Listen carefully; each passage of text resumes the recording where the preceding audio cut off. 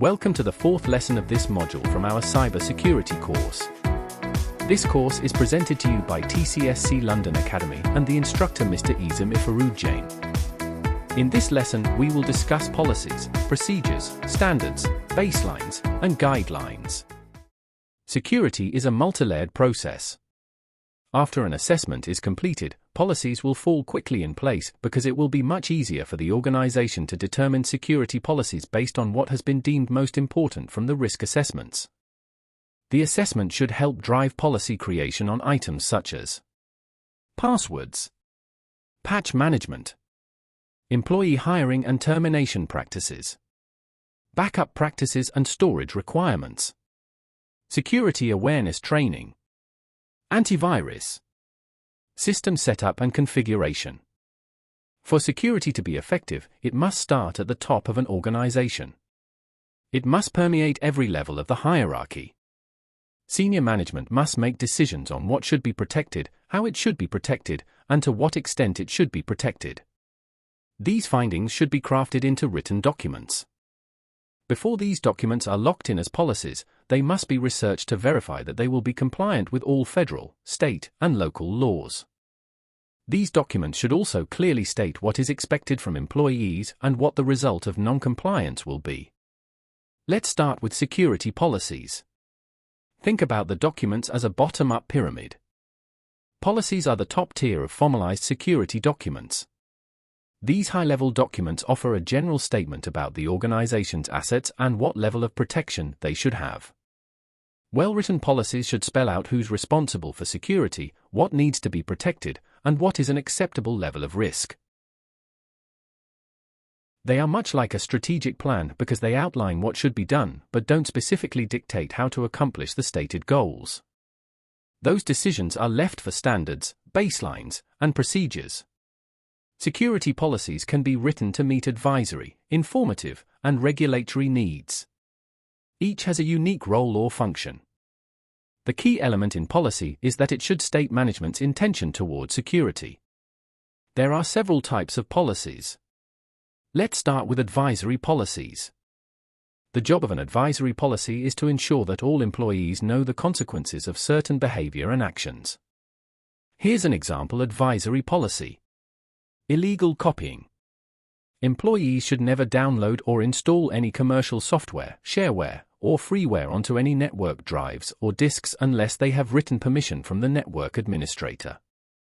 Be prepared to be held accountable for your actions, including the loss of network privileges, written reprimand, probation, or employment termination if the rules of appropriate use are violated. Second type of policies we will cover is informative policies. This type of policy isn't designed with enforcement in mind, it is developed for education. Its goal is to inform and enlighten employees. The following is an example informative policy. In partnership with Human Resources, the Employee Ombudsman's job is to serve as an advocate for all employees, providing mediation between employees and management.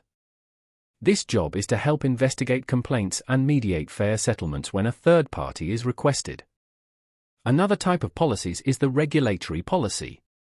These policies are used to make certain that the organization complies with local, state, and federal laws.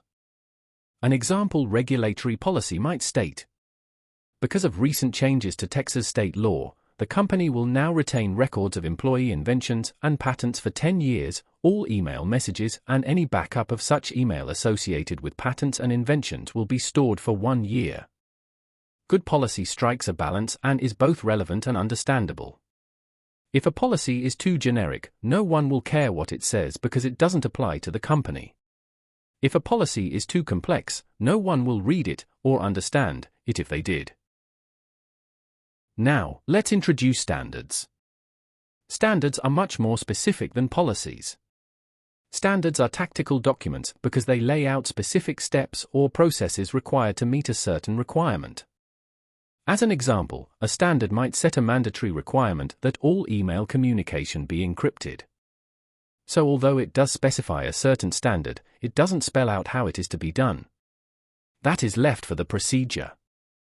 What about baselines? A baseline is a minimum level of security that a system, network, or device must adhere to.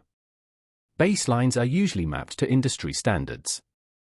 As an example, an organization might specify that all computer systems comply with a minimum trusted computer system evaluation criteria, TCSEC, C2 standard. The fourth type of documents is guidelines.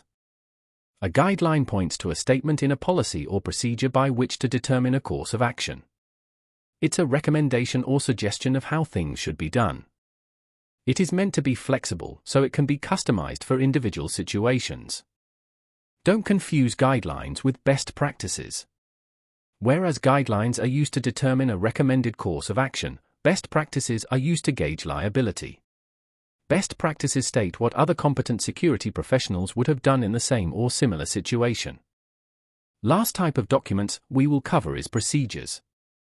A procedure is the most specific of security documents. A procedure is a detailed, in-depth, step-by-step document that details exactly what is to be done. Procedures are detailed documents, they are tied to specific technologies and devices. You should expect to see procedures change as equipment changes.